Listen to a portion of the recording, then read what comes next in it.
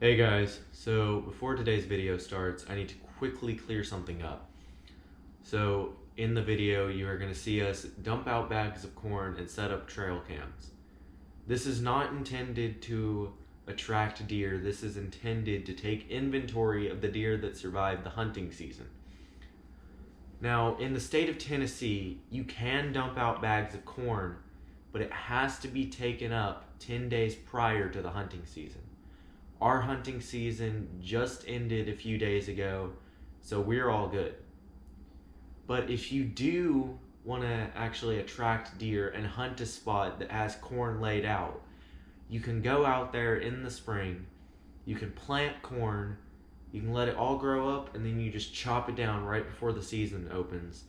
And then you'll have corn spread out, and it will be legal. But anyways, guys, that's all I wanted to talk about. On with the video. Hey guys, welcome to another video. Now, today we're actually going to be going to a variety of different spots, and we're gonna put out some corn, set up some trail cams, and we're gonna try and see which deer survived this year. Now, quick disclaimer, this is legal. This is 100% legal.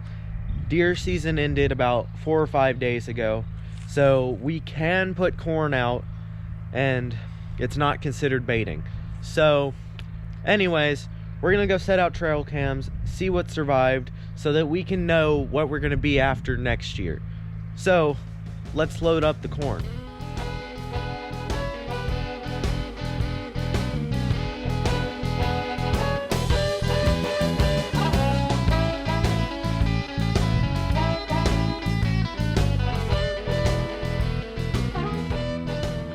Well, we got the camera set up, angled onto our pile of goodies over there. And so this is a little trick we use. Put a stick behind it so it'll be angled down, so you won't just be getting the top of the deer, so you can just like examine their bodies and all that. But let's take a walk over here and I'll tell you a little bit about why this spot's so good.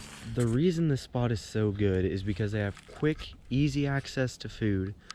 They have good security cover to move in, and they have heavy cover to bed in. So let's go take a look at some of this stuff. Now, around this area we have a bunch of hinge cuts, and the way the hinge cut works is cut it just like we have it cut right here, and it keeps this tree alive so that in the spring a bunch of leaves will come off of it and it'll give the deer easy access to food. If a deer were to lay right here with the wind at its back, it would be able to smell anything coming at them from that way. Say the wind's coming that way, they could smell anything coming at them from that way, and they can see all down through that bottom over there and into the field way out. Actually, another thing with these hinge cuts is you get these sprouts that come off of them, and around this time of year you can see they start to nip off the sprouts. Not this one specifically because it's a bit high, but they start to nip off the sprouts, which keeps them around. It also can direct their traffic. So see, not many deer try to take the path of least resistance, so not many deer would want to go under here, under this hinge cut. They would be more likely to come through here. So say we have a bunch of hinge cuts right here, and there's kind of like a hallway. If you come at it from that angle, there's like a hallway, and you can see there's a big heavy deer trail that comes all the way through there.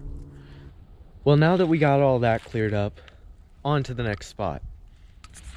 So we're at the next spot, and I'm not really going to show you too much. We've already put all the stuff out because this spot's basically the same as the last, except it's a little bit thicker over that way, and that just gives it a little bit better bedding cover. So that's basically all it is. So I was just gonna leave it there for this spot, but I actually found 2 rubs. You got this one and you got this one, and these rubs are at a point where 2 game trails meet. So those game trails meet like right here, and the trail follows all the way up through here.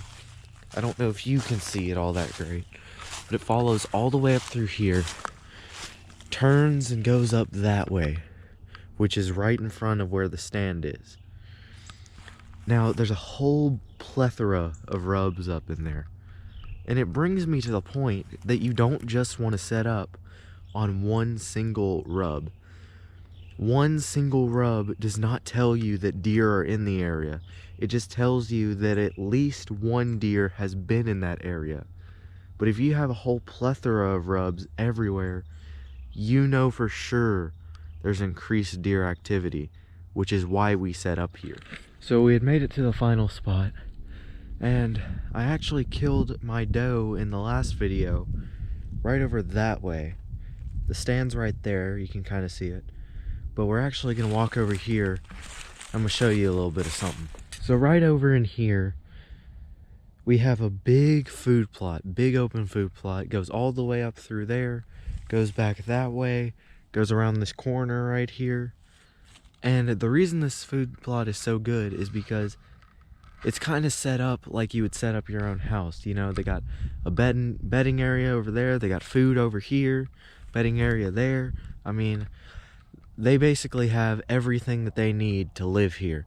And actually, we break our backs out here every summer planting stuff. And actually right here, we have a big turnip right here, and you can actually see they've been munching on it a little bit, looks like. And I actually dug this one out of the ground right here. That's like, what, maybe 3 or 4 inches deep. But yeah, it's set up so that the deer will want to hang around here always. And one really big thing when it comes to setting up a food plot is you don't want just an average square food plot. You want your food plot to be something that they'll want to stay in, that they'll want to live in, that they'll want to stick around for. Because the average square food plot, that's just kind of a pass-through point. They'll be in and out of there in like less than a week or so. So you definitely want to make sure your food plot's pretty well spread out. Well, it has been a few days and it is time to check the trail cams. I'm not going to waste any time with any photos of does, because if we did that, we'd be sitting here for maybe an hour. So we're going to shorten that up and get to all the interesting stuff. Now, first off, we've got spot number 1. We're going to start off with this picture right here. As you can see, I think it's a 3-point. There might be a small brow tine or another one poking off that I just can't see, but I'm almost positive it's a 3-point. Not bad. I don't think I saw him this year. Then next up, that's spot number 1. We got this nice crab claw buck. As you can see on his left side, he's got a crab claw.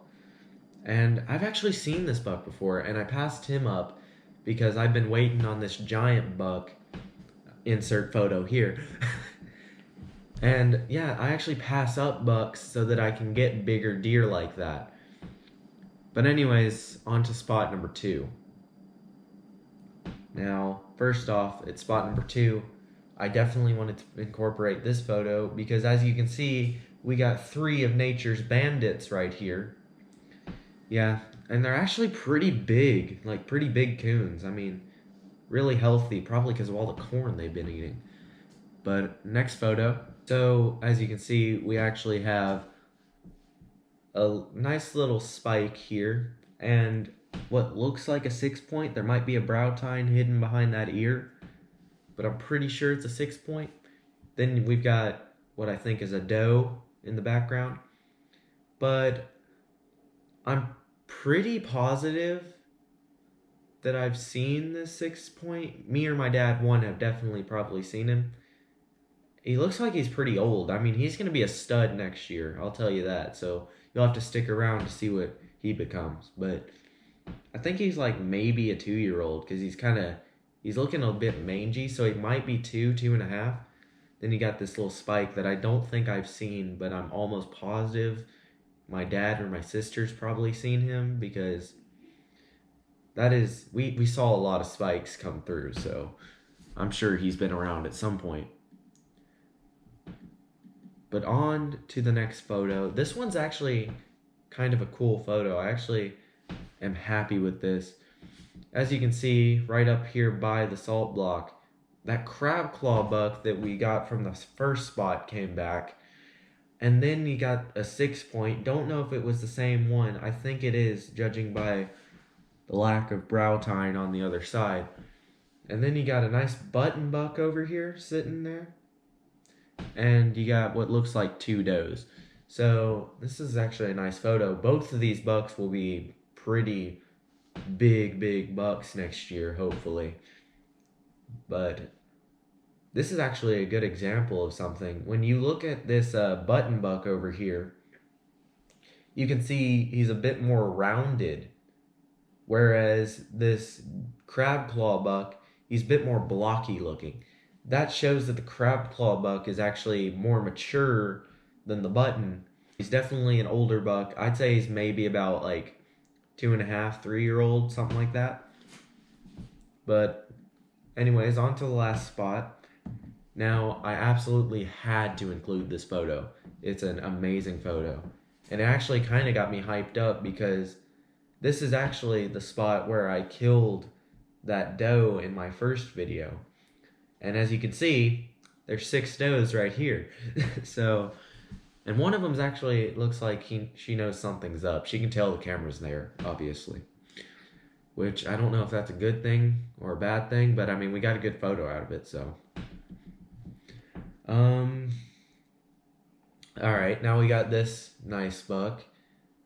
He's like maybe a 2.5-year-old, maybe, I'd say. And I've actually seen this buck too. I passed him up. I bet he's a pretty decent buck. He'll be a good one next year. And then the final photo we have is we got these 2 bucks. You got this one over here by the salt block, which I think might be the buck from the last photo. Not 100% sure on that. And then you've got what looks like a 5-point in the background. Both really nice bucks. This is actually another example of the blocky older buck versus the rounded yearling looking kind of thing. But yeah, that's gonna do it for the photos. But anyways, guys, I actually kind of enjoyed making this video. This was actually kind of a more relaxed video. But if you liked it, please, oh please, give that like button a click. And make sure you hit subscribe. We actually have a giveaway coming up. I'm going to be giving away 3 trail cameras like the ones I used in this video. But you're going to have to wait till next video to find out how you could possibly be the owner of them. So, thank you guys so much for watching, and I will see you on the next one.